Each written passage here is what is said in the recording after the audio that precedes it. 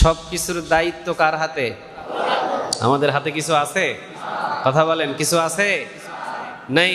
কুলিল্লাহুম্মা মালিকাল মুলকি তুতিল মুলকা মান তাশা ওয়া তানজিউল মুলকা মিম্মা তাশা ওয়া তুইজ্জু মান তাশা ওয়া তুযিল্লু মান তাশা বিয়াদিকাল খায়র ইন্নাকা আলা কুল্লি শাইইন কাদির।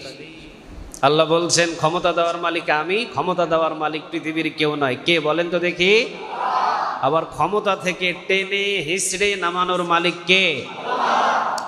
অত ইজ্জু মান তাশা, সম্মান দেওয়ার মালিকও পৃথিবীর কেউ নয়, সম্মান দেওয়ার মালিকও একজন, তিনি কে? আবার বেইজ্জত করার মালিকও পৃথিবীর কেউ নয়, বেইজ্জত করার মালিকও একজন, তিনি কে? তাহলে এই চারটা জিনিস আল্লাহ কাউরে দেয় নাই। টাকা খরচ করলেই সম্মান পাওয়া যায় না। সম্মান পাওয়া যায়? কথা বলেন, সম্মান পাওয়া যায়? অনেক মানুষরে বিগত আমার এই দুই চোখ দিয়ে দেখেছি, যারা সামনে আসলে পা উঠায়া কপালের ভিতরে স্যালুট দিতে হয়, যাদেরকে সম্মান দেখাতে হয়, মর্যাদা দেখাইতে হয়। আবার আল্লাহ সুবহানাহু ওয়া তাআলা কোনো কোনো সময় পৃষ্ঠাটারে পাল্টায়া দিয়ে ওই মানুষদের গলায় আবার জুতার মালা পরায়া দেয়। এই দায়িত্বটা কার? এজন্য আল্লাহ বলছেন কুলিল্লাহুম্মা মালিকাল মুলক তুতিল মুলকা মান তাশা ওয়া তানজিউল মুলকা মিম্মান তাশা। ক্ষমতা দেওয়ার মালিক পৃথিবীর কেউ নয়, ক্ষমতা আমি দিই, আবার আমি তার কাছ থেকে ক্ষমতা ছিনিয়ে নিয়ে। চিৎকার দিয়ে বলেন ঠিক না ঠিক? তুইজ্জু মান তাশা ওয়া তুযিল্লু মান তাশা বিয়াদিকাল খায়র ইন্নাকা আলা কুল্লি শাইইন কাদির। ইজ্জত আমি দিই পৃথিবীতে, ইজ্জত আমি দিই মানুষদের। ইজ্জত দেওয়ার মালিক পৃথিবীর কেউ নয়। আবার বেইজ্জত আমি করি। ইজ্জত দেব যেমন আমি আল্লাহ সুবহানাহু ওয়া তাআলা দিই, আবার বেইজ্জত আমি আল্লাহ সুবহানাহু ওয়া তাআলা করি। ঠিক না ঠিক? সেটা পরিষ্কার বাংলাদেশের মানুষ না জানলেও কিছু কিছু কাজে বুঝতে পারছে। ঠিক না? বুঝতে পারেন নাই আপনারা? যেমন বিগতভাবে বুশ ছিল, বুশ নাম কি ছিল? বুশ। সে একজন রাষ্ট্রপ্রধান ছিল ইউএস আমেরিকার। সে বিশাল একটা ক্ষমতাবান ব্যক্তি ছিল, কিন্তু যখন ক্ষমতা থেকে তাকে নেমে যেতে হলো, নেমে যাওয়ার শেষ ভাষণের সময় তার মুখে কি মারছিল? কথা বলেন, কি মারছিল? জুতা। চিন্তা করছেন? তাহলে ওয়া তুইজ্জু মান তাশা ওয়া তুযিল্লু মান তাশা বিয়াদিকাল খায়র। আল্লাহ বলছে সম্মান পাইছো 10 বছর, মর্যাদা পাইছো 10 বছর, মানুষের কাছ থেকে টেনে হিচড়ে জোরপূর্বক করে স্যালুট নিছো 10 বছর, কিন্তু নামার আগে তোরে জুতা পিটা করে নামাবো, এই অধিকারটা কার ছিল বলেন? ওই আল্লাহ এখন আর নাই? অনেকে তো বলেন নাই। ওই আল্লাহ কি এখন আর নাই? আছে। কিয়ামত পর্যন্ত তিনি শুধু আরশে আজিম থেকে দেখেন আর ধরে না, ধরে না, ধরে না, কিন্তু যখন ধরে তখন ইন্দুরের গর্ত আর খুঁজে পায় না। তো আল্লাহ সুবহানাহু ওয়া তাআলাকে বলা যাবে বলেন? কাউরা কি ভুলবেন আল্লাহকে? সবাইরে বলা যায়, একজনারে বলা যায় না। তিনি কে? তো ক্ষমতা দেওয়ার মালিক পৃথিবীর কেউ নয়, ক্ষমতা দেওয়ার মালিক আল্লাহ সুবহানাহু ওয়া তাআলা। কিন্তু এই ক্ষমতা দিয়ে আল্লাহ সুবহানাহু ওয়া তাআলা আবার যাচাই করে, টেস্ট করে দেখে। সূরা মুলকে বলেছেন তাবারাকাল্লাযী বিয়াদিহিল মুলকু ওয়া হুয়া আলা কুল্লি শাইইন কাদির। কথাটা কার? তাবারাকাল্লাযী বিয়াদিহিল মুলক। আল্লাহ রাব্বুল আলামিন বলেন আমার হাতের ভিতরে রাজত্ব, রাজত্বের মালিক কেউ নয়, রাজত্বের মালিক কে? আল্লাহ বলছেন তাবারাকাল্লাযী বিয়াদিহিল মুলক। বিয়াদি মানে হাত, মুলক মানে রাজত্ব। আল্লাহ বলছেন বরকতময় আমি আল্লাহ, আমার হাতেই রাজত্ব আমি রেখে দিয়েছি। তবে মাঝে মাঝে আমি কিছু মানুষদেরকে 5 বছরের জন্য জমিনের কিছু কিছু দায়িত্ব দিই, 10 বছরের জন্য দায়িত্ব দিই, 15 বছরের জন্য দায়িত্ব দিই, 20 বছরের জন্য দায়িত্ব দিই। দায়িত্ব দেওয়ার পরে আমি যাচাই করে দেখি যে দায়িত্বটা কতটুকু আমানতের খেয়ানত করে নাকি আমানত রক্ষা করে। যদি আমানতের খেয়ানত করে জুতার মালা দিয়ে আবার বিদায় করেন তিনি কে? ক্ষমতাটাও পৃথিবীর কারো কাছ থেকে আসে না। কার কাছ থেকে আসে? আরো জোরে বলেন কার? এটা আল্লাহ সুবহানাহু ওয়া তাআলার। জমিনের ভিতরে একটা ফয়সালা হয়, কিন্তু জমিনের ফয়সালাটা এই জমিনেই পড়ে থাকে, কিন্তু আসল ফয়সালাটা করেন তিনি কে? আমরা একটা কাজ করতে লাগলে একটা পরামর্শ করি না?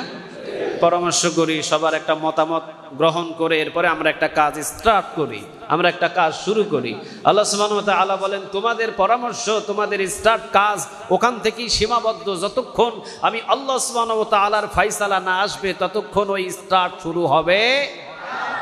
পরামর্শ করতে পারবো আমরা, কিন্তু আসল পরামর্শদাতাকে উনি ফয়সালা দিতে হবে। ওনার ফয়সালা ছাড়া কি কিছু করা যায়? কথা বলেন, কিছু করা যায়? ওনার ফয়সালা ছাড়া কিছু করা সম্ভব নয়। এই জন্য আল্লাহ রাব্বুল আলামিন বলছেন, তাবারাকাল্লাযী বিয়াদিহিল মুলকু ওয়া হুয়া আলা কুল্লি শাইইন কাদির আল্লাযী খালাকাল মাউতা ওয়াল হায়াতা লিয়াবলুয়াকুম আইয়ুকুম আহসানু আমালা ওয়া হুয়াল আজিজুল গফুর। বলেন কথাটা কার? আল্লাযী খালাকাল মাউত, মৃত্যুর মালিকও আমি আল্লাহ, ওয়াল হায়াত, হায়াতের মালিকও আমি আল্লাহ রাব্বুল আলামিন। তবে মৃত্যু এবং হায়াতের মাঝামাঝি সময় যদি আমি বান্দাদেরকে ক্ষমতা দিই, মৃত্যু এবং হায়াতের মাঝামাঝি সময় যদি আমি তাকে রাষ্ট্রপ্রধান বানাই, এমপি বানাই, মন্ত্রী বানাই, ম্যাজিস্ট্রেট বানাই, যাই বানাই, আমি আল্লাহ রাব্বুল আলামিন তাকে পরীক্ষা করার জন্য দিছি ক্ষমতা। দেখি ক্ষমতাটা কোন কাজে ব্যবহার করে। যদি ক্ষমতাটা পাওয়ার পরে জুলুমি করা শুরু করে দেয়, তার বিচার নেওয়ার জন্য আরেকজন আছেন। তিনি কে? তিনি হলেন বিয়াদিহিল মুলক, কারণ তার হাতে মূল রাজত্ব। ঠিক না ঠিক? মূল রাজত্ব কিন্তু তিনি কাউকে দেন। কথা বলেন, কাউরে দিছেন না? কাউরে দেন নাই। মূল রাজত্ব আল্লাহ তিনি তার কাছে রেখে দিয়েছেন। মূল রাজত্ব তার কাছে, কিন্তু কিছু কিছু ক্ষমতা মানুষদেরকে দিয়ে পরীক্ষা করার জন্য দিয়েছেন কে? এখন ক্ষমতাটা পেয়ে যদি আপনি অপব্যবহার শুরু করেন, তাহলে আবার শাস্তি দেওয়ার জন্য বসে আছেন তিনি কে?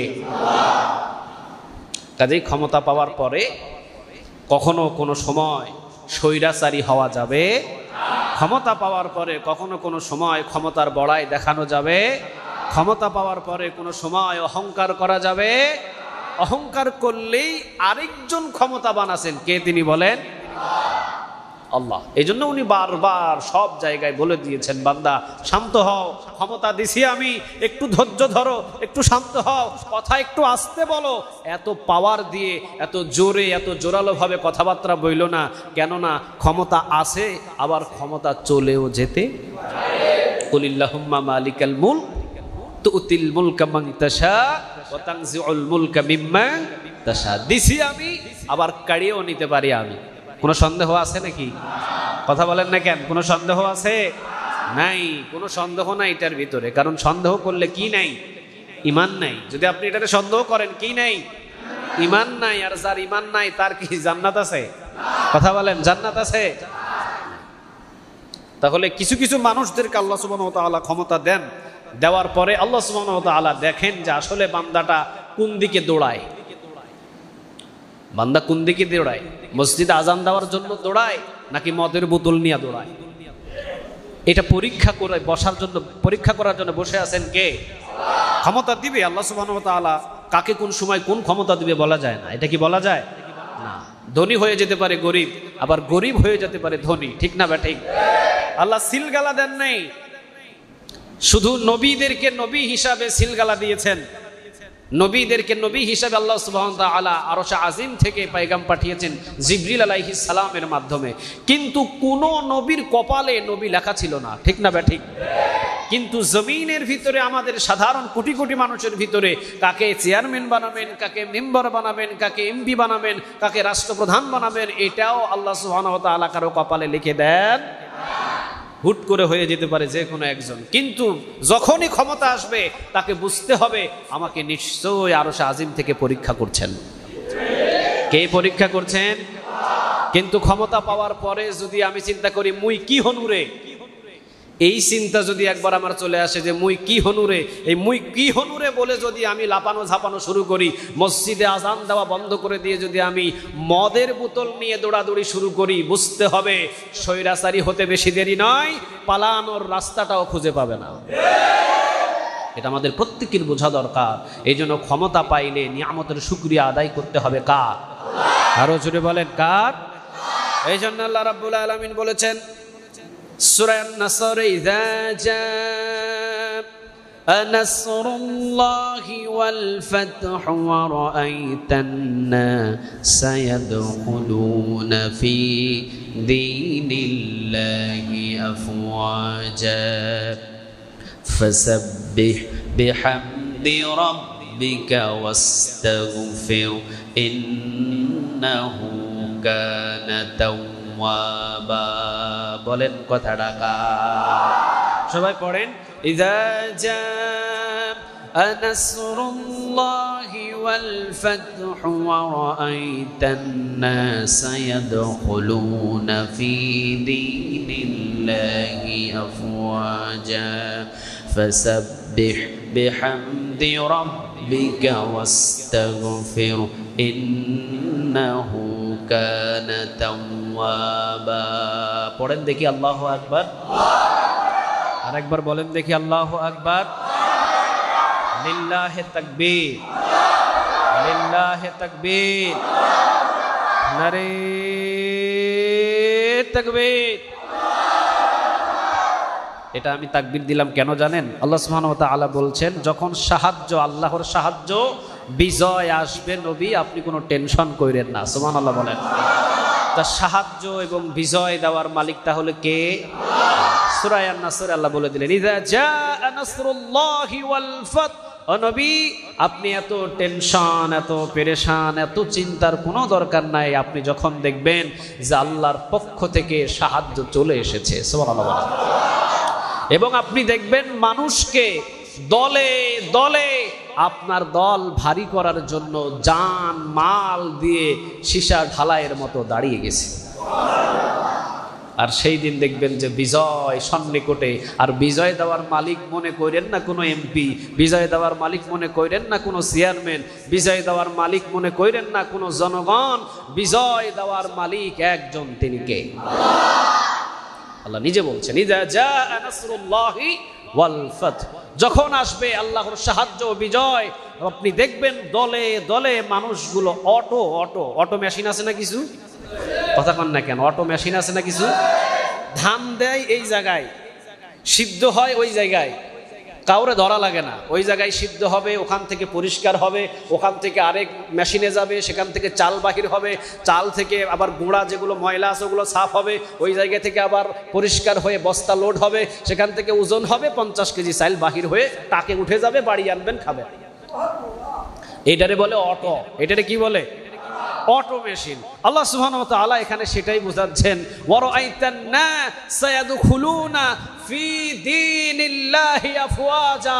আপনি দেখবেন মানুষগুলো দলে দলে শুধু বাহির হবে, বাহির হতে দেরি হবে, বিজয় অটো ভাবে চলে আসবে। সুবহানাল্লাহ বলেন।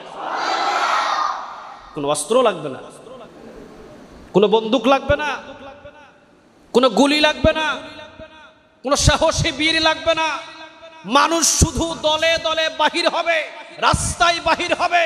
রাস্তায় বাহির হলেই বুঝে নেবেন বিজয় অবশ্যই চলে এসেছে। আর গুলি করারও দরকার নাই, কোনো ফায়ার করারও দরকার নাই। জনগণ দেখেই মানুষ ইন্দুরের গর্ত খুঁজে পালা হয়ে চলে যাবে। ওইটাই আল্লাহ এখানে বুঝাচ্ছেন। সুবহানাল্লাহ বলবেন না? তাহলে কথাটা কি আমার না কথাটা কার? সবাই বলেন না কথাটা কার? আল্লাহ। এই জন্য আল্লাহ বলছেন, ওয়া রাআইতান নাসা ইয়াদখুলুনা ফি দীনিল্লাহি আফওয়াজা। আপনি দেখবেন মানুষকে দলে দলে আল্লাহর দিকে প্রবেশ করতে, এমন ভাবে প্রবেশ করবে আপনি নিজেও অবাক হয়ে যাবেন যে এত মানুষ কই থেকে আসে। কিন্তু পাঠায় কে? আরো জোরে বলেন না, পাঠায় কে? আল্লাহ বললেন, ফাসাব্বিহ বিহামদি রাব্বিকা ওয়াস্তাগফির। তখন আপনি আপনার প্রতিপালকের প্রশংসা করুন। সুবহানাল্লাহ বলেন। নাকি আগুন দিয়া ঘর জ্বালায়া দিবেন? লাঠি পিটা করে মানুষকে মেরে ফেলবেন? পরিস্থিতি তো ওইটাই দেখতেছি আমি বাংলাদেশে। বিজয় দিল কে? আগুন দিয়া জ্বালায় দেওয়ার জন্য? আগুন দিয়া জ্বালায় দেওয়া মানুষকে মারার জন্যে? এই জন্য তো আল্লাহ বিজয় দেয় নাই। আল্লাহ রাব্বুল আলামিন পরের কথা বলে দিচ্ছেন, যখন আমি তোমাদেরকে বিজয় দিয়ে দিব, খবরদার বিজয় আসার পর যখন তোমরা হাতের ভিতরে বিজয় পেয়ে যাবে, তখন কারো বাড়িতে আগুন দিও না, তখন কোনো মানুষকে গ্রাম থেকে তাড়ায়ও না, তখন কোনো মানুষের বাড়ি ঘর আগুন দিয়ে জ্বালিয়ে দিও না, বুকের ভিতরে টেনে নাও আর আমি আল্লাহর নিয়ামতের শুকরিয়া আদায় করো। সুবহানাল্লাহ। ওই বিষয়টাই আজকে আমার জোরালোভাবে আজকে আলোচনা হবে ইনশাআল্লাহ। রাসূল সাল্লাল্লাহু আলাইহি ওয়াসাল্লাম 13 বছর মক্কাতে দাওয়াত দিলেন। কত বছর? 13 বছর মক্কাতে দাওয়াত দিলেন রাসূল। দাঁড়ে দাঁড়ে ঘুরলেন, আবু জেহেলের বাড়িতে গেলেন দিনের বেলা। আবু জেহেল বললেন, মুহাম্মদ তোমাকে কতদিন আমি বলেছি আমার বাড়িতে আসবা না, চলে যাও, এই মুহূর্তে আমার বাড়ি থেকে চলে যাও, কোনো দিন আর আমার বাড়িতে তুমি আসবে না। রাসূল সাল্লাল্লাহু আলাইহি ওয়াসাল্লাম রাতের বেলা, রাতের প্রায় 12টা থেকে 1টার সময়, গভীর রাত, কেউ নাই, নির্জন রজনীতে রাসূল সাল্লাল্লাহু আলাইহি ওয়াসাল্লাম দরজায় দাঁড়ালেন। টপ টপ টপ টপ করে বৃষ্টি পড়ছেন মরুভূমিতে। রাসূল দরজায়, আবু জেহেলের দরজায় নক করে আস্তে আস্তে করে ডাক দিলেন, চাচাজি দরজাটা একটু খুলেন, আমি আপনার দরজার পাশে দাঁড়িয়ে আছি, মুহাম্মাদুর রাসূলুল্লাহ।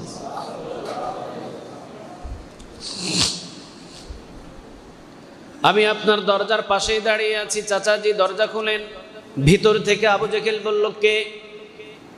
বাহির থেকে বললেন, না মুহাম্মদ। চাচা আপনার ভাতিজা আমি মুহাম্মদ এসেছি আপনার দরজায়। ভিতর থেকে আবু জেহেল বললেন, মুহাম্মদ আমি তো তোমাকে বলেছি তুমি যেন কোনোদিন আমার বাড়িতে না আসো। রাসূল বললেন, চাচা আপনি তো আমাকে কোনো দিন আসতে নিষেধ করেছেন, আমি তো দিনে আসি নাই, আমি তো গভীর রাতের বেলা আপনার বাড়িতে এসেছি, আমি তো রাতে এসেছি। চাচা দরজা খুলেন আর আপনি একটু পড়ে নেন, লা ইলাহা ইল্লাল্লাহু মুহাম্মাদুর রাসূলুল্লাহ সাল্লাল্লাহু আলাইহি ওয়াসাল্লাম। আবু জেহেল চিন্তায় পড়লেন, বাস্তব আমি তো দিনের বেলা আসতে নিষেধ করেছিলাম, কিন্তু কথা হয়ে গেছে বাস্তব, বলার ধারণা ছিল সঠিক নয়, ভুল।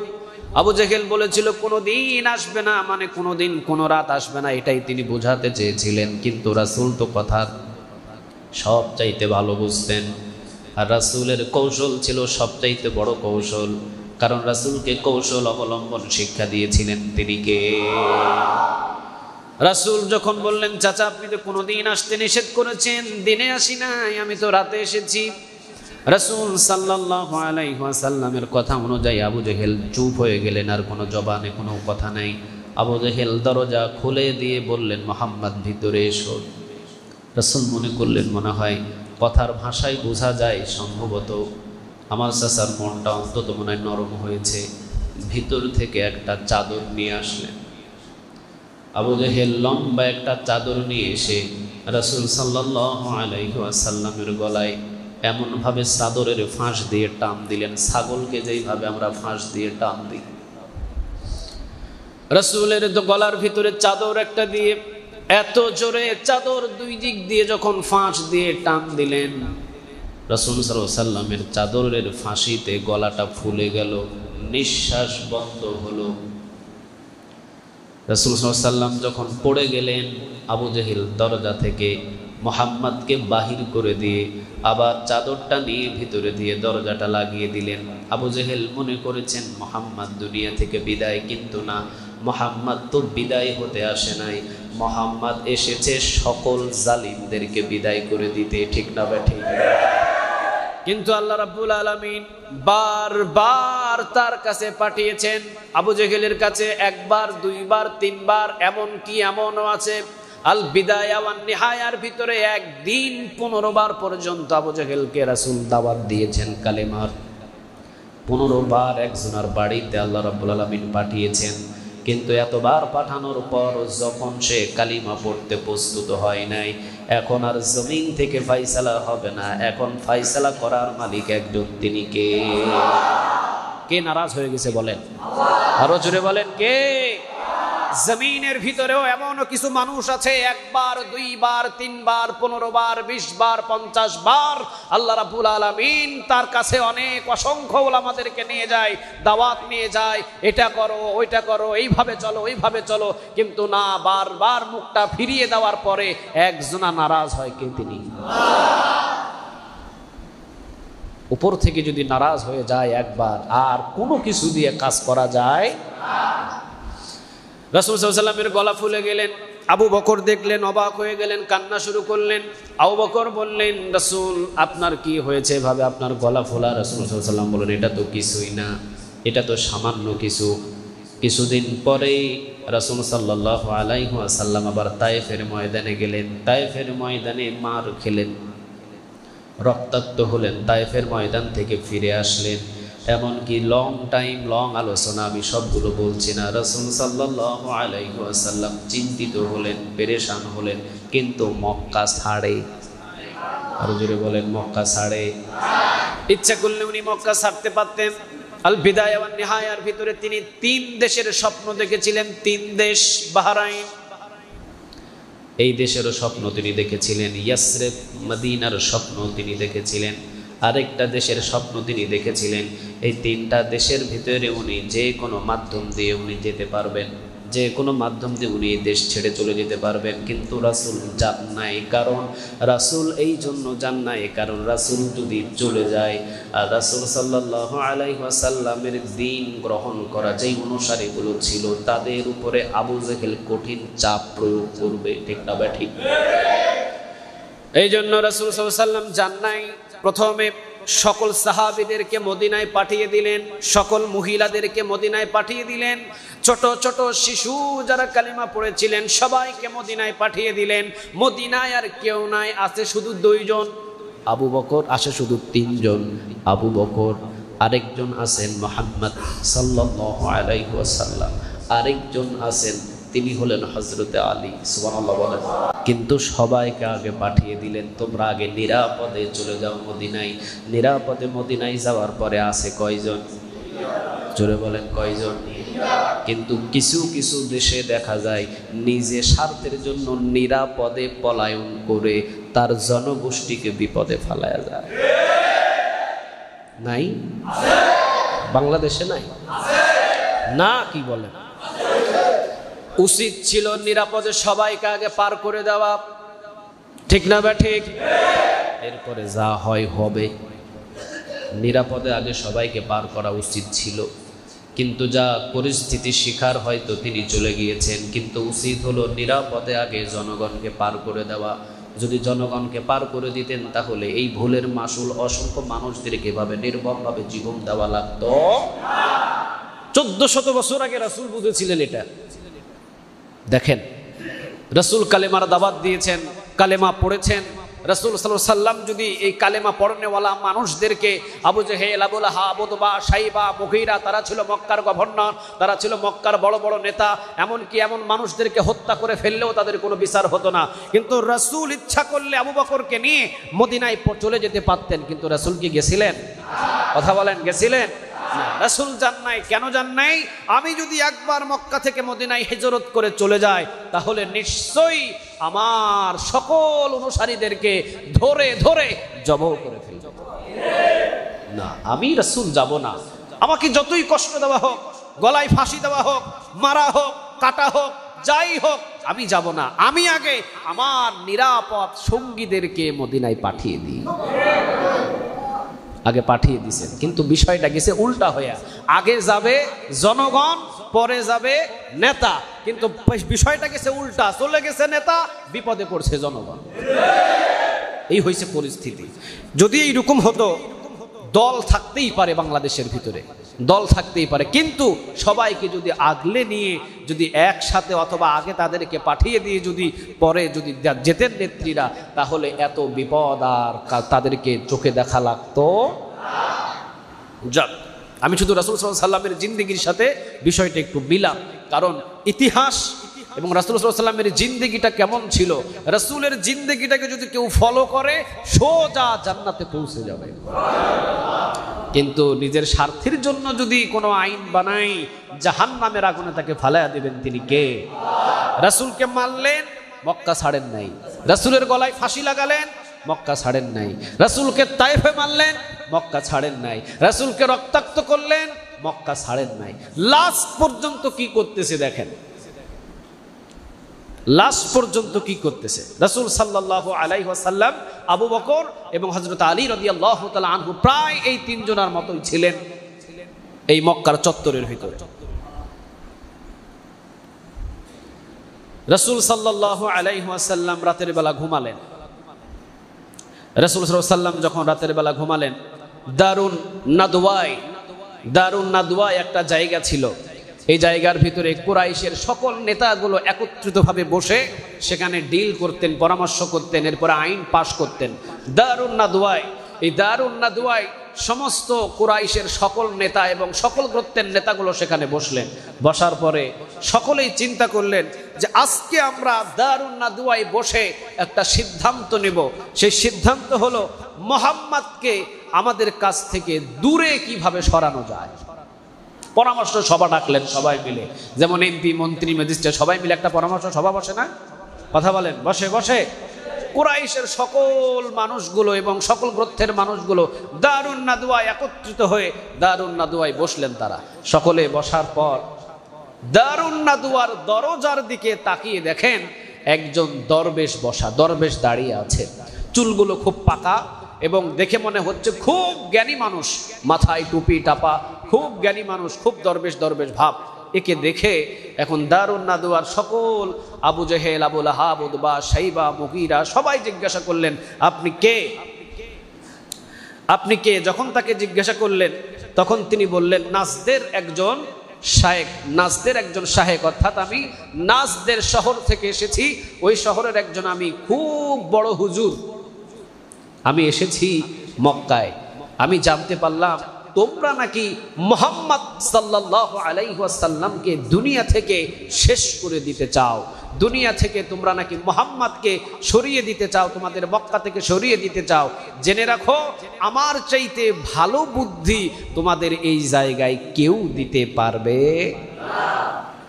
আজও বাংলার জমিনের ভিতরে দেখবেন, আজও বাংলার জমিনের ভিতরে দেখবেন হক্কানি আলেমদেরকে দুনিয়া থেকে শেষ করে দেওয়ার জন্যে, হক কথাগুলো বন্ধ করার জন্যে, হক্কানি আলেমদেরকে জমিন থেকে শেষ করে দেওয়ার জন্যে এমনও কিছু বাংলার জমিনের ভিতরে ওই রকম শয়তানের মতো মাথায় টুপি, সাদা পাগড়ি, লম্বা জুব্বা পরে এমনও কিছু প্রশাসনকে উস্কানি দেওয়ার মতো এইরকম শয়তান কিছু হুজুরও তৈরি হয়ে আছে। ভিতরে কিন্তু শয়তান, কিন্তু লেবাস লাগাইছে বড় হুজুরের মতো। কথা কি ভুল বলতেছি? কথা বলেন, কথা কি ভুল বলতেছি? শয়তান বেশভূষ বড় হুজুরের মতো এসে দরজায় যখন দাঁড়ালেন, দারুন নাদওয়ার দরজায়, দারুন নাদওয়ার দরজার ভিতরে যখন তিনি দাঁড়িয়েছেন তখন কুরাইশের সব মানুষগুলো বললেন, ঠিক আছে আপনি আসেন, আপনি নাজদার থেকে এসেছেন, আপনি এত দূর থেকে এসেছেন, অবশ্যই আপনাকে দরকার, নাজদের শাহেক আপনি আসেন। সবাই মিলে তাকে বসালেন। এখন এখান থেকে কুরাইশের সবাই এক একটা করে উক্তি দিচ্ছে, মুহাম্মদকে কি করা যায়।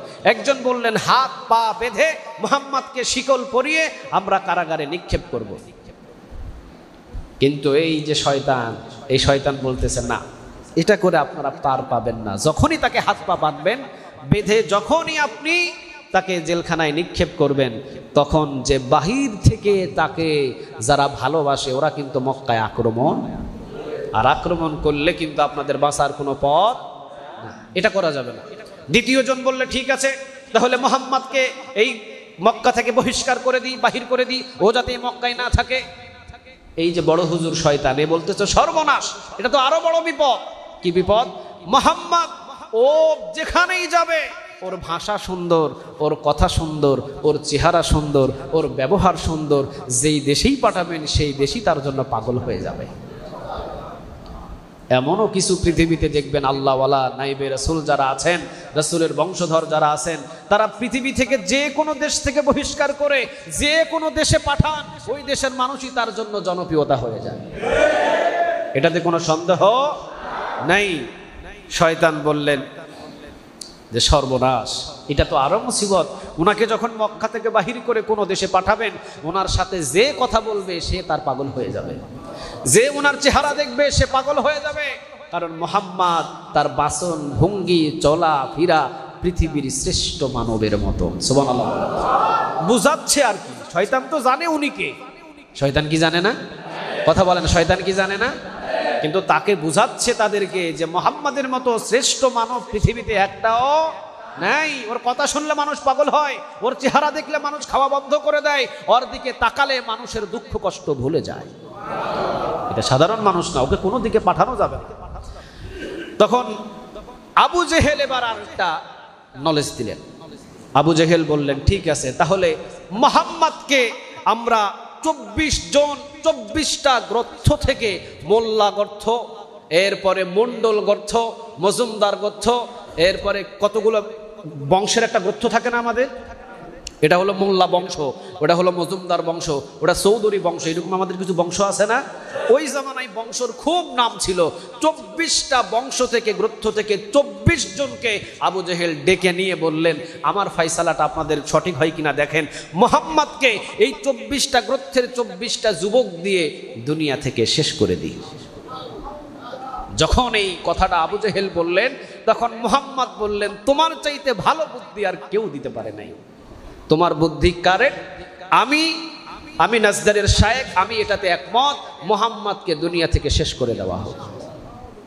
আবু জেহেল কি করলেন? 24 গ্রন্থ থেকে 24 জন যুবককে নিয়ে একত্রিত হয়ে রেডি হয়েছেন। ওই দিক দিয়ে আল্লাহ সুবহানাহু ওয়া তাআলা জিবরিলকে পাঠিয়ে দিলেন। সুবহানাল্লাহ আসতে বললেন, আর একটু আওয়াজ দিয়ে বলা যায় না সুবহানাল্লাহ?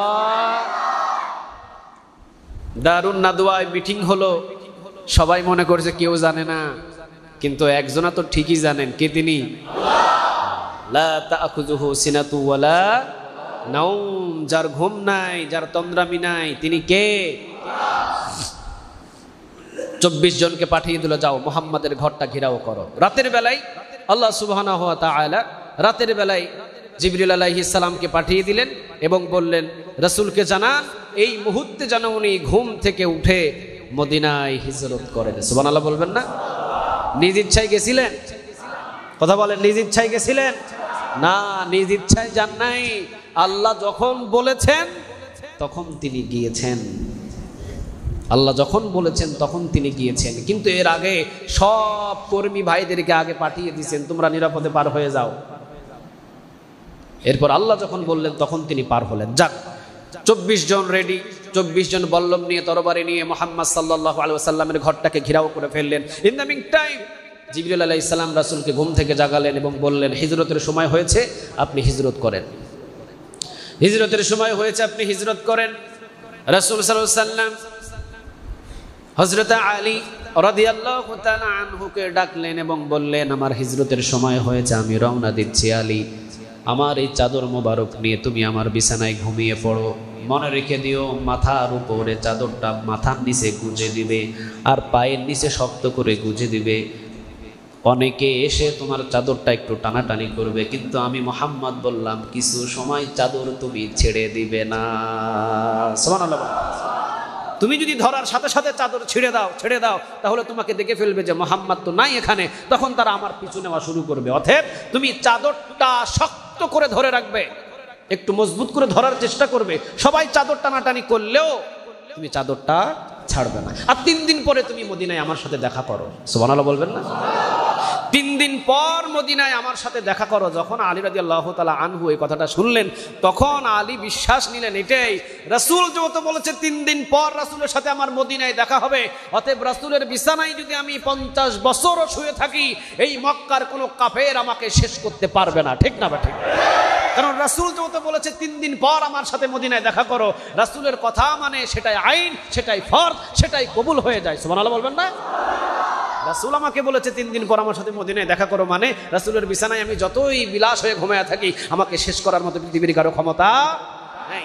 3 দিন পরে তুমি মদিনায় দেখা করো। এই কথাটা বলে রাসূল সাল্লাল্লাহু আলাইহি ওয়াসাল্লাম বললেন, এই যেখানে আছে নাম ঠিকানার গুলো নাও, আর এই জায়গায় আছে কিছু আমানত। অনেকগুলো পুটলা পাটলি এই সেইগুলো দেখালেন, বললেন এগুলো সব আমানত, এই মক্কার আমানতগুলো এই মানুষদের কাছে এই নাম ঠিকানা অনুযায়ী পৌঁছাইয়া দিবা। যাওয়ার সিস্টেম আছে, যাইতে পারেন, এক দেশ থেকে আরেক দেশে আপনি চলে যেতে পারেন, এটা আপনার নৈতিক দায়িত্ব, কিন্তু যাওয়ার আগে আমানতগুলো মানুষদের বুঝিয়ে দেওয়া দরকার, ঠিক না বেঠে?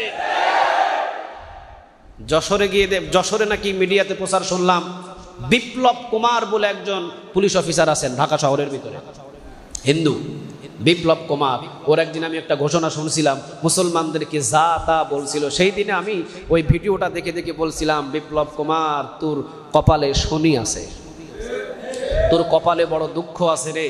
৯৮% মুসলমানদের দেশে তুই একজন হিন্দু ওসি হয়ে তুই যেইভাবে মুসলমানদেরকে আঙ্গুল দিয়ে কথা বললি, বিশ্বাস তোর এই আঙ্গুল একদিন ভাঙার জন্য বাংলাদেশের জনগণে লুঠে পড়ে লাগবে, ঠিক না ঠিক? বেশি দিন হয় নাই, মনে হয় ১০-১৫ দিনের ভিতরে বিপ্লব কুমারের এই ভিডিওটা আমি দেখছিলাম। উনি যশোরে রাতের বেলা উনি ধরা পড়ছেন, পারাপার হতে গিয়ে রাতের বেলা ধরা পড়লেন। এখন আমার কথা হলো যে যারা রাতের বেলা দিনের বেলা বর্ডার গার্ড দিয়ে পালাতে চাচ্ছেন, কেন পালাবেন আপনি? রাসূল যাওয়ার আগে যার যেটা আমানত ছিল সেই আমানত বুঝিয়ে দেওয়ার পর রাসূল রওনা দিয়েছেন, ঠিক না ঠিক? কিন্তু আপনি তো আমানত না বুঝাইয়া দৌড় মারতেছেন, ভয় ভিতরে তাহলে আছে, বোঝা যায়।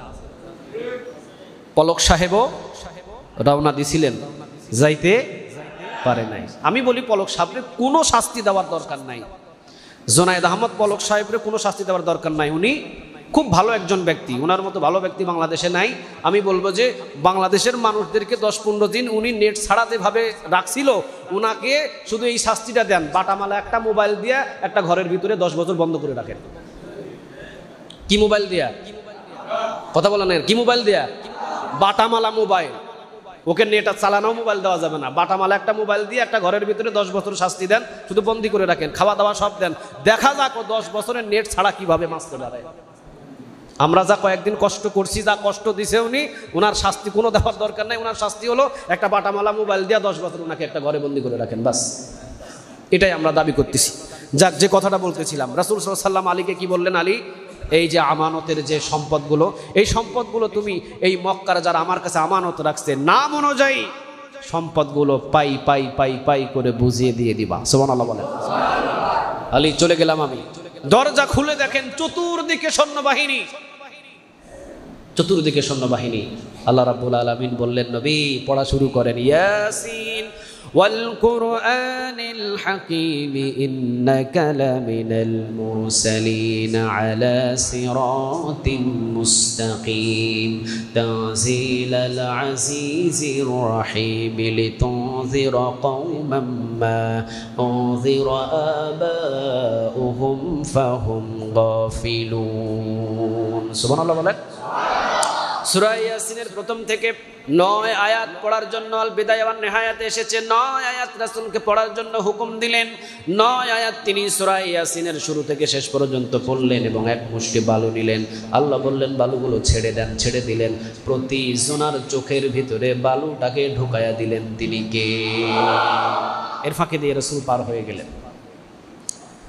হয়ে গেলেন যখন, তখন ওই যে শয়তান, এই 24 জনারকে বলছে, তোমরা এখনো কি এখানে দাঁড়ায় থাকবা? কিছুক্ষণ আগেই তো এই ঘর থেকে একজন ব্যক্তি বাহির হয়েছে। এই কথাটা বলার সাথে সাথেই 24 জন দৌড় দিয়ে এসে বল্লম হাতের ভিতরে নিয়ে ঘরের ভিতরে প্রবেশ করলেন। রাসূল সাল্লাল্লাহু আলাইহি ওয়াসাল্লাম আলীকে বলেছিলেন, আলী, চাদরটা তুমি মাথার দিকে এবং পায়ের দিকে একটু ঢোকায়া দিয়া একটু শক্ত করে ধরে রাখো, এতটুকুই যথেষ্ট, আর কিছু করা লাগবে না। 24 জন আলী রাদিয়াল্লাহু তাআলা আনহুর এই চাদরটা চতুর্দিকে টানাটানি করছেন, দস্তাদস্তি করছেন। আলী রাদিয়াল্লাহু তাআলা আনহু তিনি বলেন, ঘন্টার পর ঘন্টা পার হয়েছে, কিন্তু 24 জন মানুষ আমার হাত থেকে চাদর নিতে পারে নাই। মনে হলো যে সারা পৃথিবীর সকল যুবক যদি আমার চাদর ধরে টান দেয়, এই চাদর নামার মতো পৃথিবীর কারো ক্ষমতা নাই। চিন্তা করে দেখেন, স্বয়ং শক্তি দিয়েছেন তিনি কে? আলী রাদিয়াল্লাহু তাআলা আনহু তিনি বললেন, 24 জন চাদর এসে টানাটানি করে, আর আমি মাত্র একটু ধরে আছি খালি। মনে হলো 24 জন নয়, সারা পৃথিবীর সকল মানুষগুলো যদি আমার চাদর ধরেও টানে, আমার চেহারা দেখার তাদের কোনো ক্ষমতা নাই। টানতে টানতে টানতে টানতে প্রায় ফজরের ওয়াক্ত হলো। এমন সময় চাদরটা ছেড়ে দিলেন, দেখলেন যে হযরত আলী রাদিয়াল্লাহু তাআলা আনহু। তুমি কেন এখানে? আলী রাদিয়াল্লাহু তাআলা আনহু, আমি জানি না, আমি এখানে আছি ওই যে রাসূলের আমানত, এগুলো মানুষদের দ্বারে দ্বারে পৌঁছায়া দিব। সুবহানাল্লাহ বলেন। রাসূল চলে গেলেন। হযরত আবু বকর সিদ্দিক রাদিয়াল্লাহু তাআলা আনহু বাড়িতে গিয়ে দরজায় টোকা দিলেন। লম্বা ঘটনা সংক্ষিপ্ত করে বলছি। দরজায় টোকা দিলেন, দরজা খুলে বাহির হলেন। রাসূল বললেন, এক টোকা দিতেই তুমি বাহির হলে আবু বকর সিদ্দিক রাদিয়াল্লাহু তাআলা আনহু তিনি বললেন, নবী এক টোকা, আমি তো চেয়েছিলাম এই টোকাটা না পড়ার আগেই দরজা খুলে দিতে, কারণ আমার রাসূল দরজায় টোকা দিয়ে দাঁড়িয়ে থাকবেন আর আমি আবু বকর দামি ঘুমাবো বিছানার ভিতরে। যদি আরশে আজিম এটা দেখেন, কিয়ামতের ময়দানে কাঠগড়ায় দাঁড় করাতে পারেন তিনি কে? রাসূল দাঁড়িয়ে আছেন আমার দরজার পাশে, আমাকে ডাকছেন আর আমি আরামে ঘুমাচ্ছি। এরকম দৃশ্য যদি আল্লাহ দেখেন কিয়ামতের ময়দানে, আমাকে বিচারের কাঠগড়ায় দাঁড় করাতে পারেন তিনি কে? কি করছিলা তুমি? রাসূল 6 মাস আগে যে বলছিলেন আবু বকর মনে হয় হিজরত করতে হবে, যদি হিজরত করি আবু বকর সাথী হিসাবে তোমাকেই আমি নেব। ওই দিন থেকে এই যে বস্তা টস্তা সব বাইন্ডিং করে নিয়ে এই দরজার পাশে পিঠ লাগায় আপনার অপেক্ষায় দাঁড়ায় আসছে। কোনোদিন ঘুমাই নাই, দাঁড়ায় আসা ঘুমাইছি এতটুকুই। কোন দিন টোকা দিবেন আর কোন দিন দরজা খুলে আপনার সাথে রওনা দিব। সুবহানাল্লাহ বলবেন না? দুইটা উট কিনা ছিল আগে থেকেই হযরত আবু বকর সিদ্দিক রাদিয়াল্লাহু তাআলা আনহু। লম্বা ঘটনা। সেখান থেকে চলে গেলেন এক পাহাড়ের গুহায় সেখানে লুকালেন। কাফেরেরাও সেখানে খুঁজতে খুঁজতে পাড়ায় গুহার ভিতরে কাছাকাছি গেলেন, কিন্তু তারা কেউ বলে যে এই গুহার ভিতরে আছে, কেউ বলে এই গুহার ভিতরে নাই। পায়ের চিহ্নগুলো দেখে বললেন। আবার কাছে গিয়ে দেখলেন যে গুহার কাছে গিয়ে দেখেন একটা কবিতর ডিম দিচ্ছে, মাকড়সার জাল লাগানো আছে। আরেকজন বলছে, তুই পাগল নাকি? এই যে এখানে মাকড়সার জাল, মানুষ ঢুকলে তো মাকড়সার জাল ভেঙে যাইতো, আর কবিতরটা এটা থাকতো নাকি? চাই নাই, চল এখানে নাই। এই কথা বলে তারা পার করে দিলেন আর আল্লাহ এবং আল্লাহ রাসূলকে বাঁচায়া দিলেন। আল্লাহ রাসূলকে বাঁচায়া দিলেন তিনি কে? আল্লাহ রাব্বুল আলামিন। লা তাহজান ইন্নাল্লাহা মাআনা, দুইটা ব্যাখ্যা এসেছে। ইয়া আবু বকর লা তাখাফু ইন্নাল্লাহা মাআনা, দুইটাই ব্যাখ্যা এসেছে। আবু বকর তুমি ভয় পেও না, তুমি চিন্তিত হও না, আমাদের সাথে একজন আছেন, তিনি কে? এটা এমন গুহা ছিল বসলে এতটুকু দেখা যেত, আবার দাঁড়ালে হাঁটুর উপরে পর্যন্ত সব দেখা যেত, এতটুকু গুহা ছিল। অথচ সকল কাফেরদের থেকে তাদেরকে আড়াল করলেন কে? চলে গেলেন রাসূল সাল্লাল্লাহু আলাইহি ওয়াসাল্লাম মক্কায়। এত কষ্ট দিলেন, মারলেন, কাটলেন, কত কি করলেন। মক্কায় গেলেন, মদিনায় গেলেন। মদিনা যাওয়ার পরে যখন ইজা জাআ নাসরুল্লাহি ওয়াল ফাত ওয়া রাআইতান নাস ইয়াদখুলুনা ফি দীনিল্লাহি আফওয়াজা ফাসাব্বিহ বিহামদি রাব্বিকা ওয়াস্তাগফির ইন্নাহু কানা। যখন আল্লাহ রাব্বুল আলামিন এই ঘোষণাগুলো পেলেন আল্লাহ রাব্বুল আলামিনের পক্ষ থেকে, যখন এই ঘোষণাগুলো আসলো, সাথে সাথে বিজয় দিয়ে দিলেন তিনি কে? কিছুদিন পরে যুদ্ধ হলো, বদরের যুদ্ধ হলো। এরপরে যাক আস্তে আস্তে বিজয় হলেন। রাসূল সাল্লাল্লাহু আলাইহি ওয়াসাল্লাম মক্কা বিজয় করলেন। আল্লাহ সুবহানাহু ওয়া তাআলা মক্কাটা তার হাতে উঠিয়ে দিলেন। মক্কায় বিজয়ে রাসূল সাল্লাল্লাহু আলাইহি ওয়াসাল্লাম আসলেন সকল সাহাবীদেরকে নিয়ে। আসার পরে উনি কি কাউরে মারছিলেন? কাটছিলেন?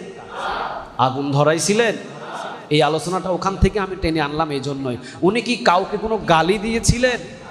আমরা কি রাসূলের সৈনিক নই? আমরা কি রাসূলের উম্মত নই? তাহলে আপনি কেন আগুন ধরাচ্ছেন? কেন আপনি আগুন ধরাচ্ছেন মানুষদেরকে? কেন আপনি রাতের পর রাত, দিনের পর দিন মানুষের বাড়ি লুটপাট করছেন?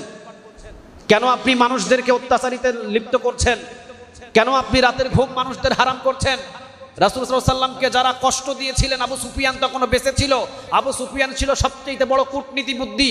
উনি এমন পরিস্থিতি রাসূলকে করেছিলেন হত্যা করার জন্য। আবু সুফিয়ানও ছিল। রাসূল সাল্লাল্লাহু আলাইহি ওয়াসাল্লাম যখন মক্কা বিজয় করতে এসেছিলেন, উচিত ছিল রাসূলের আবু সুফিয়ানকে উল্টা করে পিটানোর কথা, ঠিক না ঠিক? পিটাইছিলেন। আবু সুফিয়ানের স্ত্রী ছিল হিন্দা। এই হিন্দা তার একজন সৈন্য দিয়ে, রাসূল সাল্লাল্লাহু আলাইহি ওয়াসাল্লামের একজন চাচা ছিলেন, নাম ছিলেন আমির হামজা। এই আমির হামজার কলিজাটা এই আবু সুফিয়ানের স্ত্রী হিন্দা বাহির করে সাবায়া খাইছিল। রাসূলের চাচা, চিন্তা করেন কতটা শত্রু ছিলেন এই আবু সুফিয়ানের স্ত্রী এবং আবু সুফিয়ান। কিন্তু রাসূল আসি কি বললেন? আবু সুফিয়ানের স্ত্রী দুইজনায় আমার কাছে নিরাপদ, কাউকে গালি দিবা না, মারবা না, কাটবা না। এমনকি আবু সুফিয়ানের ঘরে যারা ঢুকবে তারাও নিরাপদ। সুবহানাল্লাহ বললেন না? একজন মানুষ ফাঁসির আসামি, ওই ব্যক্তিটাও যদি আবু সুফিয়ানের ঘরে ঢুকে, রাসূল বললেন সেও মাপ। শুধু স্বাভাবিক মাফ করেন নাই তো, আবু সুফিয়ানের স্ত্রীরা সাধারণ মাফ করেন নাই। রাসূল বললেন আবু সুফিয়ানের স্ত্রী তো মাফ, এমন কি আবু সুফিয়ানের স্ত্রীর ঘরে যারা প্রবেশ করবে তারাও মাফ। তাহলে মাফ করাটা রাসূল সাল্লাল্লাহু আলাইহি সাল্লামের আদর্শ। যারা যা করছে, যা অত্যাচার করছে, যা কিছু করছে আপনাদের, একটু ধৈর্য ধরে মাফ করে দেওয়া যায় না? কথা বলেন না কেন? মাফ করে দেওয়া যায় না? নাকি মারবেন, কাটাকাটি করবেন, গালাগালি করবেন? দেখেন, যখন আবু সুফিয়ান এবং আবু সুফিয়ানের স্ত্রীদেরকে যখন রাসূল সাল্লাল্লাহু আলাইহি সাল্লাম মাফ করে দিলেন, তখন আবু সুফিয়ান আর আবু সুফিয়ানের স্ত্রী দুইজনা কান্না শুরু করলেন। আর এই কথাটা বললেন, আজ থেকে এই মক্কার ভিতরে সবচাইতে বেশি ভালোবাসা পাবে আমি আবু সুফিয়ান আর আমি আবু সুফিয়ানের স্ত্রীর পক্ষ থেকে মুহাম্মদ। সুবহানাল্লাহ বলেন। আমার ছেলেকেও আমি আর বেশি ভালোবাসবো না, আমার মেয়েকেও আমি আর বেশি ভালোবাসবো না। কারণ মুহাম্মাদের বিরুদ্ধে এত কিছু করার পরেও যে মুহাম্মদ আমাদেরকে মাফ করে দেয়, বোঝা যায় এই মুহাম্মদ ছেলে মেয়ের চাইতে আমাদের কাছে বড় কিছু। সুবহানাল্লাহ বলেন। তাহলে আপনারাও যদি মাফ করে দেন, দেখবেন যে তাদেরকে কিছু দাওয়াত দিলে তাদের দাওয়াতে, আপনাদের দাওয়াতে তারাও ফিরে আসতে, কথা বলেন, ফিরে আসতে, কিন্তু ভাঙাভাঙি, কাটাকাটি, আল্লাহ সুবহানাহু ওয়া তাআলা এগুলো থেকে আমাদের হেফাজত করুক। আমরা বলি আমিন।